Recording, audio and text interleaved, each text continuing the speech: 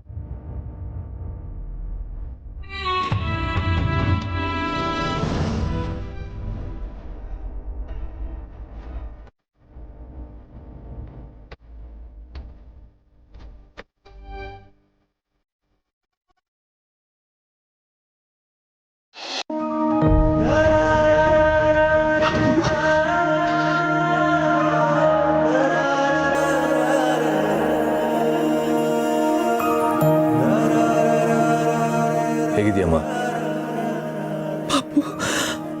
ಹೌದು ಅಮ್ಮ, ನಿಮ್ಮ ಪಾಪುನೇ ಬಂದಿರೋದು. ನೀವು ಕನಸು ಕಾಣ್ತಿಲ್ಲ, ಇದು ಭ್ರಮೇನೂ ಅಲ್ಲ. ಅಮ್ಮ, ನಿಮಗೆ ಸರ್ಪ್ರೈಸ್ ಕೊಡ್ಬೇಕಂತಲೇ ನಾವು ಹೀಗೆ ಮಾಡಿದ್ದು. ಸಮರ್ಥ್ಗೆ ಬೆಳಿಗ್ಗೆನೇ ಬೇಲ್ ಸಿಕ್ತೋ, ಆಗಲೇ ನಾವು ಆತ್ರದಲ್ಲಿ ಹೋದ್ವಲ್ಲ ಸಮರ್ಥನ ಕರ್ಕೊಬರೋದಕ್ಕೆ. ಅಮ್ಮ, ನೀನಿಂದ ಎಷ್ಟೊತ್ತಿಗೆ ನೋಡ್ತೀನೋ, ಯಾವಾಗ ನೋಡ್ತೀನೋ ಅಂತ ಓಡೋಡು ಬಂದೆ. ಪಾಪು, ನೀನು ನಿಜವಾಗ್ಲೂ ಬಂದ್ಬಿಟ್ಯಾ? ದೇವ್ರಿಗೆ ನನ್ನ ಪ್ರಾರ್ಥನೆ ಕೇಳಿಸ್ಬಿಡ್ತು. ನನ್ನ ಪಾಪು ಬಂದ್ಬಿಟ್ಟ. ಸಮರ್ಥಿಗ ಬೇಲ್ ಮೇಲೆ ಆಚೆ ಬಂದಿರ್ಬೋದಮ್ಮ, ಆದರೆ ಮುಂದೆ ಅವ್ನು ನಿರಪರಾಧಿ ಅಂತ ಪ್ರೂವ್ ಆಗಿ ಆಚೆ ಬರ್ತಾನೆ. ಇದಕ್ಕೆಲ್ಲ ಕಾರಣ ನೀವು ಅಮ್ಮ. ನೀವು ಅಷ್ಟೆಲ್ಲ ರಿಸ್ಕ್ ತೊಗೊಂಡು ಕಾರ್ ಹುಡುಕಿರ್ಲಿಲ್ಲ ಅಂದಿರಿದ್ರೆ ಸಮರ್ಥ ಆಚೆ ಬರೋದು ತುಂಬಾ ಕಷ್ಟ ಆಗಿರೋದು. ಇಲ್ಲ, ನೀವು ಇವನನ್ನು ಬಿಡಿಸೋದಕ್ಕೆ ಎಷ್ಟು ಕಷ್ಟಪಟ್ಟಿದ್ದೀರಾ ಅಂತ ಗೊತ್ತು. ನೀವು ಕೊಟ್ಟು ಮಾತನ್ನು ಉಳಿಸ್ಕೊಂಡಿದ್ದೀರಾ. ನಿಮ್ಮನ್ನೆಲ್ಲ ನನ್ನ ಮಕ್ಕಳು ಅಂತ ಹೇಳ್ಕೊಳ್ಳೋದಕ್ಕೆ ಹೆಮ್ಮೆ ಆಗತ್ತೆ.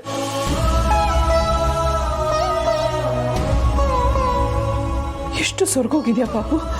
ಬಾ, ಮೊದಲು ಸ್ನಾನ ಮಾಡಿ ಊಟ ಮಾಡುವಂತೆ. ಬಾ. ಸಮರ್ಥ್,